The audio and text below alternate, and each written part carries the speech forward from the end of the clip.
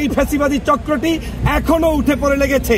আপনারা জানেন গতকালকের ফায়ার সার্ভিসের এই যে মধ্যরাতে ভোর রাতে ফায়ার সার্ভিসের কর্মীরা যখন আগুন নিবানোর জন্য এসেছে, তখন সেই ফায়ার সার্ভিসের একজন চৌকস কর্মীকে, যিনি একজন দেশপ্রেমিক, যিনি অনেক তাড়াহুড়া করে এই আগুন নিয়ন্ত্রণের চেষ্টা করেছেন, তাকে ট্রাক ড্রাইভারের মাধ্যমে পিষে তারপরে হত্যা করা হয়েছে। বিভিন্ন মিডিয়ায় ডক্টর মোহাম্মদ ইউনূস সাহেবকে নিয়ে এই সরকারকে নিয়ে বিষোদ্গার করেই যাচ্ছে। তারা চাচ্ছে যে কোনো মূল্যে অস্থিরতা বিরাজ করিয়ে বাংলাদেশের শান্তিপ্রিয় জনগণের এই যে একটি সরকার চলছে তাকে যে কোনো মূল্যে বিপদগ্রস্ত করা।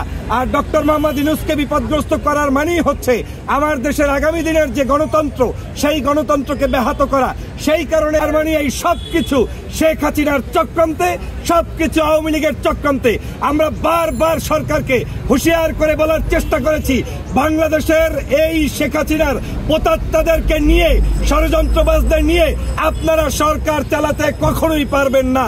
সবার আগে বাংলাদেশে দরকার ছিল ফ্যাসিবাদের এই পতনের পরে 5 তারিখের পরে ছাত্র জনতার নেতৃত্বে, দেশপ্রেমিক মানুষের নেতৃত্বে যারা আওয়ামী লীগ দোসরদের বিরোধিতা করে, সে যে দলের হোক, যে মতের হোক, যে আদর্শের হোক, তাদেরকে নিয়ে ঐক্যবদ্ধভাবে স্পেশাল পুলিশ সিকিউরিটি নিয়োগ দেয়া। কিন্তু এখন পর্যন্ত আমরা সেই রকম বড় কোনো পরিবর্তন দেখি নাই। বাংলাদেশ সহ বিভিন্ন জায়গায় প্রশাসনের মধ্যে ঘাপটি মেরে আছে আওয়ামী লীগের লোকেরা। তারা যে কোনো মূল্যে ষড়যন্ত্র বাস্তবায়ন করতে চায়। তার অংশ হিসাবে শেখ হাসিনা কিন্তু বারবার বাংলাদেশে প্রবেশ করার চেষ্টা করেছে। তিনি কিন্তু বলছে চট করে ঢুকবে। হয় তাহলে আপনাদের সবাইকে মিলে শক্তিশালী একটি গভর্নমেন্ট প্রতিষ্ঠা করতে হবে, যেই গভর্নমেন্টের মধ্যে আওয়ামী বিরোধী শক্তিশালী ইমেজ যাদের আছে, যারা কোনো অবস্থায় আওয়ামী লীগের সাথে কম্প্রোমাইজ করবে না, তাদেরকে আপনার নিয়োগ দিয়ে প্রত্যেকটি পদে পদে দেশপ্রেমিক নাগরিকদেরকে নিয়োগ দিতে হবে। তারপরেই আপনি সুরক্ষিত থাকবেন।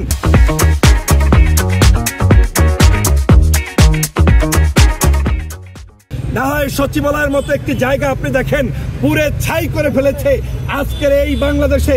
এটা কখনোই কল্পনা করা যায় না।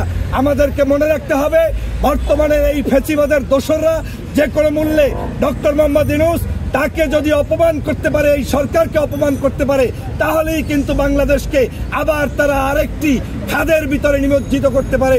সেই ষড়যন্ত্র তারা অব্যাহত রাখছে। আমি বিশ্বাস করি বাংলার জনগণ তাদেরকে পরাস্ত করবে। আমি স্বরাষ্ট্র উপদেষ্টাকে আমি অনুরোধ করব, যে কোনো মূল্যে বাংলাদেশের এই ধরনের তালবাহনা বন্ধ করুন, পীড়িত করা বন্ধ করুন।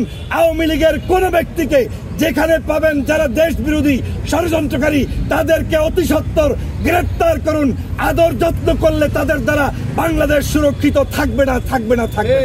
কোনো ঘটনা ঘটলে সেটা আওয়ামী লীগের আমল হোক, বিএনপির আমল হোক, জামাতের আমল হোক, আর এই তত্ত্বাবধায়কের আমল হোক, সবাই একটা জিনিস বলে, তদন্ত হবে। এই তদন্ত দিয়ে কোনো কিছু কাজ হবে না। সবার আগে যে কাজটা করতে হবে, আওয়ামী লীগের দোসরদেরকে নির্মূল করতে হবে। আপনি পাশে বসিয়ে রাখছেন আপনার বিছানার মধ্যে সাপ, আর আপনি বলছেন যে আপনাকে আঘাত করবে না, সাপ আপনাকে আদর করবে। এই চিন্তা করা মোটেও সম্ভব নয়। বর্তমানে শেখ হাসিনা পালিয়েছে, কিন্তু শেখ হাসিনার পরিকল্পিত উপায়ে সাপগুলো প্রত্যেকটি জায়গায় সবল মারছে। অতএব দেশপ্রেমিক যারা, ওই লোকটা বিএনপি করে না, জামাত করে না, হেফাজত করে না, চরমনাই করে না, গণ অধিকার করে না, এই যে ছাত্র আন্দোলন করে, ওইটা দেখার বিষয় নয়। আওয়ামী বিরোধী যারাই থাকবে তাদেরকে নিয়ে জাতীয় ঐক্যমতের ভিত্তিতে দেশপ্রেমিক মানুষদেরকে দেশের বিভিন্ন জায়গায় অ্যাপয়েন্টমেন্ট দিতে হবে, চাকরি দিতে হবে। তারপরে আপনি নিরাপদ একটি আবাসস্থল পাবেন, দেশ পাবেন, না হয় পাবেন না।